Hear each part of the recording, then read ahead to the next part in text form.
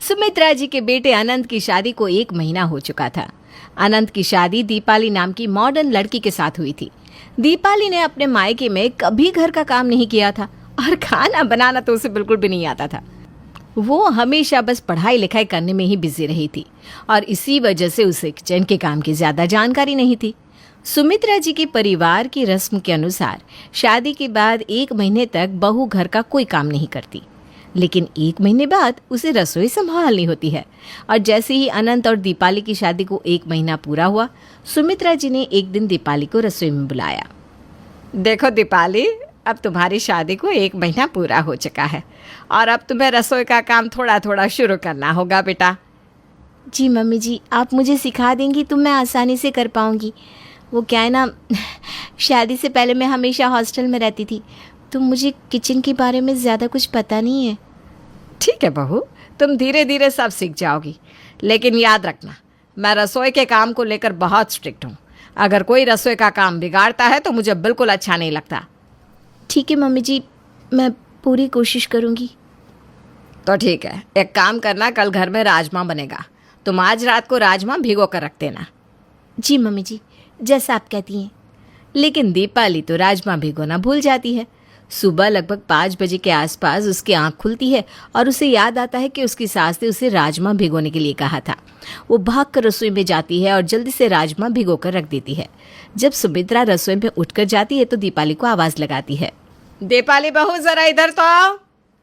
जी क्या हुआ मम्मी जी? मैंने तुम्हें राजमा भिगोने के लिए कहा था ना? हाँ मम्मी जी, देखिए ना, मैंने भिगो दिया था। लेकिन ये राजमा तो ऐसा का ऐसा ही पड़ा हुआ है, इससे तो अब तक अच्छी तरह भीग जाना चाहिए था। वो क्या है ना, मुझे लगता है अनंत ना खराब क्वालिटी का राजमा लेकर आ गए।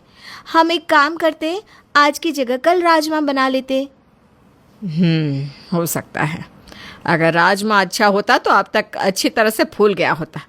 एक काम करो, इस वाले राजमा को तुम फेंक देना और दूसरा राजमा भिगो देना। जी मम्मी जी, ऐसे ही करूँगी। इतना कहकर सुमित्रा रसोई से बाहर चली जाती है। इतना सारा राजमा खराब हो जाएगा। एक काम करती हूँ, इसे ले जाकर अपने कमरे में रख देती हूँ और मम्मी जी से कह दूँगी कि मैंने दूसरा राजमा भिगोया था।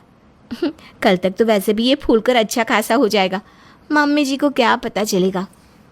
ये कहकर दीपाली राजमा के कटोरे को ले जाकर अपने कमरे में अलमारी के अंदर छुपा कर रख देती है। अगर मैंने कमरे में कहीं बाहर रखा तो अनंत को पता चल जाएगा और वो मम्मी को सारी बात बता देगा। इसे यहाँ पर छुपा कर रखना ही ठीक होगा। शाम के वक्त, दीपाली इधर आओ रसोई में। देखो, मैं तुम्हें बताती हूँ कि क्या और कैसे करते हैं। जी मम्मी जी। देखो बेटा, ये हमारे घर की रस्म है। हमारे गुरुजी जब भी घर आते हैं तो उनके लिए राजमा ही बनाया जाता है।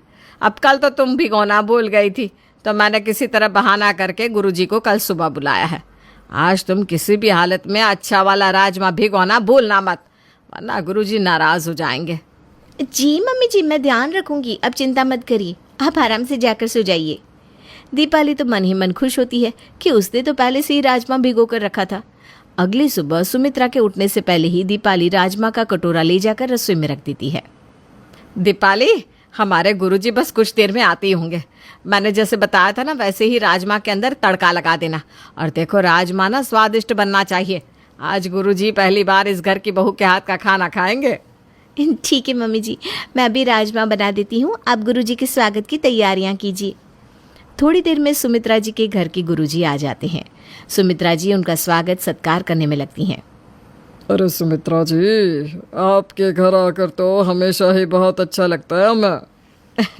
गुरुजी, आपकी इच्छा और पसंद के अनुसार बहू रानी ने राजमा ही बनाया है।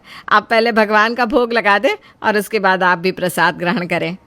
बिल्कुल ठीक कहा आपने सुमित्रा जी। आज पहली बार आपके घर की बहू के हाथ का भोजन खाएंगे। बहू रानी को बुलाइए।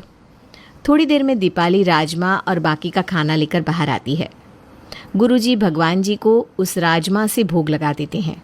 प्रणाम गुरुजी, अब आप भी खाना खा लीजिए। हाँ दीपाली, अब तुम अपने हाथ से गुरुजी को उनके पसंद का खाना परोस दो। दीपाली गुरुजी के सामने खाना परोस देती है। गुरुजी जैसे ही खाना खाते हैं अपनी जगह से उठकर खड़े हो जाते हैं। उनके चेहरे पर गुस्सा नजर आ रहा था। ये क्या अनर्थ कर दिया? आपके घर की बहू ने हमारे हाथों से भगवान को ऐसे भोजन का भोग लगवा दिया। क्या बात है गुरुजी, हुआ क्या?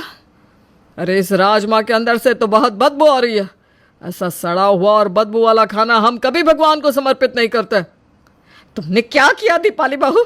राजमा के अंदर ऐसा क्या डाल दिया जिसकी वजह से वो खराब